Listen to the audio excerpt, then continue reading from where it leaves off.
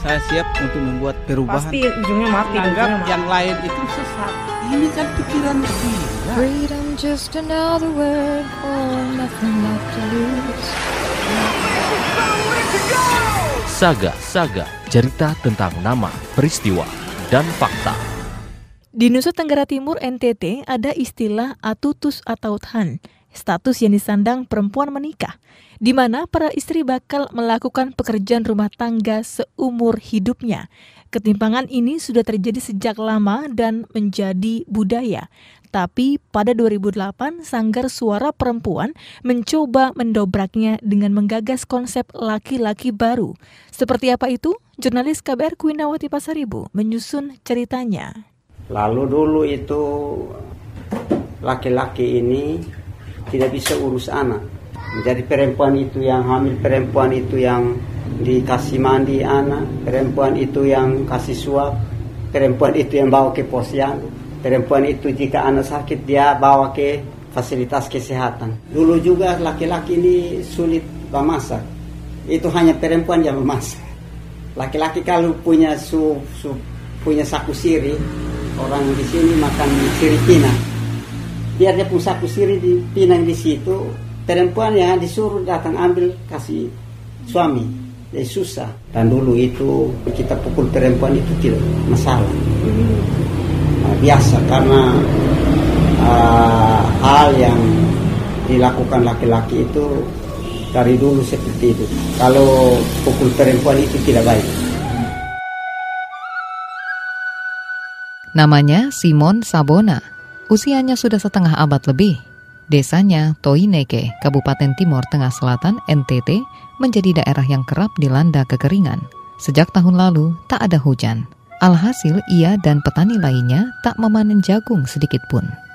Kondisi ekonomi yang sulit, ditambah kebiasaan para pria meminum laru, ramuan tradisional yang difermentasi sehingga menghasilkan minuman beralkohol, membuat para istri menjadi korban kekerasan. Dan biasa mereka laki-laki di sini Pak, kalau biasa mereka minum laru, jadi kalau ya alkohol yang bukan sopi tapi yang pohon lontar ini. Nah, jadi ambil dia punya nira, jadi kasih asam baru minum.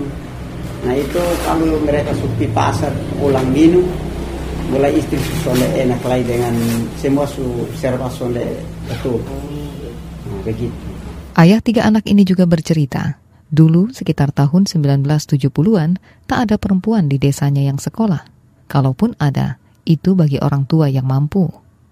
Kondisi itu diamini John Bola, Koordinator Divisi Pengorganisasian Kelompok dan Advokasi di Sanggar Suara Perempuan NTT. Jadi begini, memang laki-laki di Timur ini ada hal-hal yang memang tidak tabu dilakukan, seperti masak, cuci piring.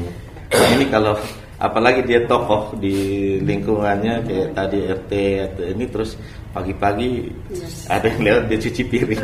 Ini hal yang luar biasa, jadi itu pasti turun ya. Karena itulah pada 2008 Sanggar Suara Perempuan menggagas program Laki-Laki Baru. Wakil Direktur Philpin Taneo Terik.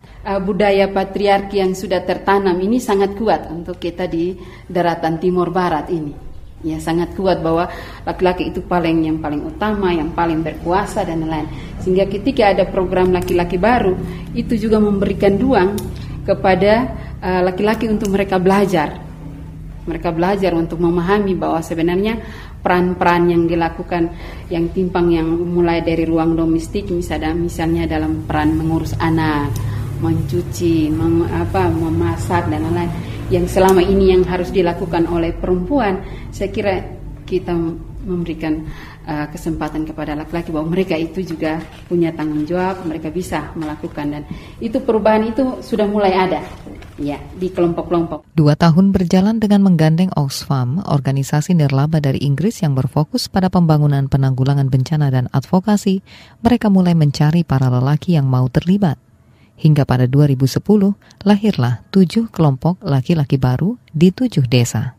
Wilayah yang disasar adalah desa yang miskin dan banyak terjadi kasus kekerasan pada perempuan. Tapi memulainya tidaklah mudah. Kembali John Bola. Jadi kita lebih banyak dengan diskusi tentang laki-laki ideal seperti apa menurut mereka.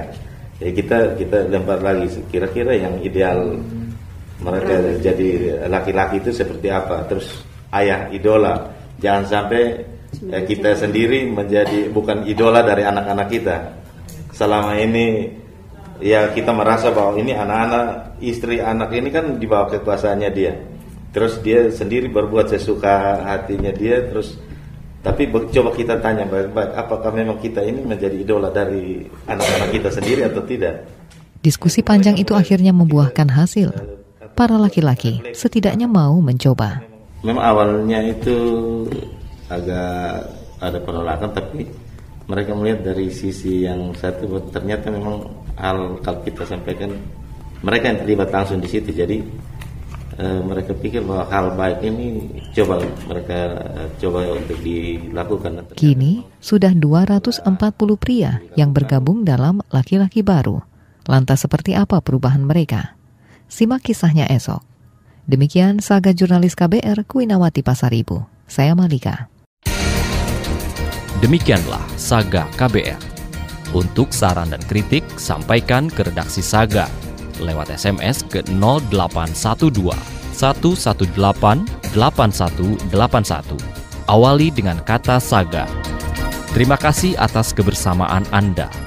Nantikan Saga berikutnya hanya di KBR. KBR, terpercaya, menjangkau Nusantara.